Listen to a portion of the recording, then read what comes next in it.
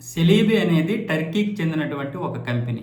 దీని అసలైన బాస్ ఎవడు అంటే ఇప్పుడు ఈ ఎర్డగాన్ కూతురు ఉంది కదా, ఈ టర్కీ అధ్యక్షుడు కూతురే ఇప్పుడు ఈ సంస్థకి బాస్. నిజానికి ఇది టర్కీది కాదు, ఈ టర్కీకి మా కంపెనీకి ఏమీ సంబంధం లేదని ఇప్పుడు ఈ సెలీబీ అయితే బుకాయిస్తుంది. అంతేకాకుండా భద్రతా కారణాల దృష్ట్యా మన కేంద్ర ప్రభుత్వం దీన్నైతే నిషేధించింది, అంటే అనుమతులు రద్దు చేసింది ఈ కంపెనీకి. ఎందుకంటే సంవత్సరానికి ఇది మన దేశంలో ఉన్నటువంటి ప్రధాన ఎయిర్పోర్టుల్లో 10ంటిని పర్యవేక్షిస్తుంటుంది. భద్రతా పర్యవేక్షణ చేస్తున్నటువంటి ఈ కంపెనీ సంవత్సరానికి 58,000 విమానాలని చెకింగ్ చేస్తుంది. అంతేకాకుండా 5 లక్షల టన్నుల కార్గోను కూడా చెకింగ్ చేసి పంపిస్తుంది అనమాట మన దేశం తరఫున. దీనికి మనం కొంత డబ్బు అయితే ఇవ్వడం జరుగుతుంది.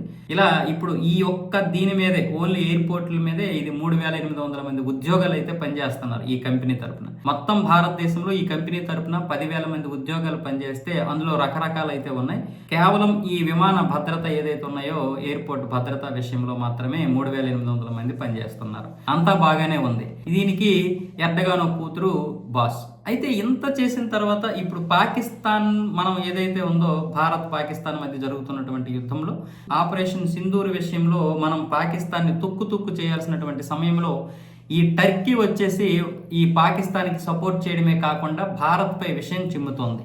భారత్ అంట పాకిస్తాన్ ప్రజలపై మిసైళ్లు వదిలిందంట. అమాయకులైనటువంటి ఆ ప్రజలు, శాంతి కాముకులైనటువంటి ఆ ప్రజలు సంయమనంతో ఉన్నారు. నిజంగా వాళ్ళకి హ్యాట్స్ ఆఫ్ అంటూ ఈ ఎర్డగాన్ అయితే రెచ్చగొట్టే మాటలు మాట్లాడాడు.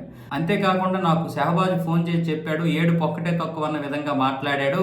భారత ప్రభుత్వం మాపై కక్ష కట్టింది, మా ప్రజలపై కక్ష కట్టింది, మా ప్రజలపై మిసైళ్లు వదులుతుంది, బాంబులు దాడి చేస్తుందంటూ పనికిరాని మాటలు మాట్లాడి అబద్ధాలు మాట్లాడాడు అంతర్జాతీయ సమాజ వేదిక ముందు. ఇంతేకాకుండా ఇప్పుడు వీడేమొచ్చేసి ఓవర్ యాక్షన్ చేస్తున్నాడు. పాకిస్తాన్కి ఎలాంటి పరిస్థితుల్లో ఉన్నా సరే మా సహాయం అందుతుందని. దాంతో మన ప్రజలు కూడా మొత్తం అయితే మనోడికి మడతెట్టేశారు. అంతేకాకుండా బంగారపు వ్యాపారులు కూడా ఇప్పుడు సిండికేట్ అయ్యి మొత్తం టర్కీ నుంచి ఏమి కొనకుండా నిషేధించారు. ఇప్పుడు అక్కడ నుంచి ఫ్రూట్స్ రావు, మార్బుల్స్ రావు, దుస్తులు రావు, ఏమీ రావు. పైగా ఇక్కడ నుంచి వెళ్తున్నటువంటి టూరిజం పేరుతో వెళ్తున్నటువంటి మన వాళ్ళు కూడా క్యాన్సిల్ చేసుకున్నారు బుకింగ్స్ అన్నీ కూడా.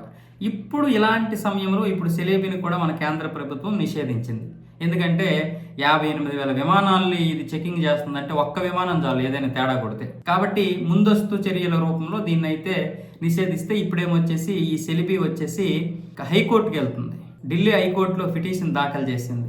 మేము ఏ విధంగా భద్రతా కారణాలకి విఘాతం కలిగించాము, అసలు మాకు టర్కీకి సంబంధం లేదని. మరి టర్కీకి మీకు సంబంధం లేకపోతే మీరు ఎర్డగాన్ కూతురు ఎవరు? ఎర్డగాన్ కూతురు భారతీయురాలా? ఎర్డగాన్ కూతురు మరి ఎందుకు మీకు బాసు? పైగా దీని స్థాపకుడు టర్కీకి చెందినటువంటి అలీ కెవిట్ సెలీబీగో. ఇతడైతే దీన్ని స్థాపించాడు, ఇతడి ఫౌండర్. మరి ఎలా ఇది టర్కీకి సంబంధం లేదు, ఏ విధంగా ప్రూఫ్లు చూపిస్తుంది అంటే ఇప్పుడు ఏంటంటే ఏదో ఒకటి చూపించి భారత ప్రభుత్వంపై నింద వేసి మా ఉద్యోగాలు పోవడానికి కారణం భారత ప్రభుత్వమే అంటూ నిరూపిస్తుంది. ఇక్కడ చండాలం ఏంటంటే ఫస్ట్ ఆఫ్ ఆల్ మన కోర్టులు ఇలాంటి వాటిని తీసుకోకూడదు. ఇది జాతీయ భద్రతకు సంబంధించినటువంటి విషయం కాబట్టి మాకు సంబంధం లేదు, కాబట్టి ఇది కోర్టు పరిధిలోకి రాదు. మీరు కేంద్రం మాత్రమే, మీ కేంద్రము ఈ కేంద్రము అంటే భారతదేశ కేంద్ర ప్రభుత్వం, మీ కేంద్ర ప్రభుత్వాలు మాత్రమే మాట్లాడుకోవాలి. అంతే తప్ప ఇది కోర్టులో కేసు వేస్తామంటే అవ్వదని చెప్పాలి కోర్టులు. ఇలాంటి ప్రత్యేకమైనటువంటి దీన్ని కోర్టుల్లో మనం లేకపోతే చాలా దారుణమైనటువంటి పరిస్థితులు వస్తాయి. లేకపోతే మన పాకిస్తానీలందరూ వెళ్ళిపోండి అని కేంద్ర ప్రభుత్వం చెప్తే రెండు దేశాల మధ్య ఉద్రిక్తతల పరిస్థితుల్లో కొంతమంది పాకిస్తానీలు ఏమొచ్చేసి మేము ఇక్కడే ఉంటాం, మేము తరతరాలకు ఇక్కడే ఉన్నాం, మేము ఇక్కడే ఉండిపోతాం, మా ఆయింది పాకిస్తాను, నాది ఇక్కడే. ఎవడ చెప్పాడు?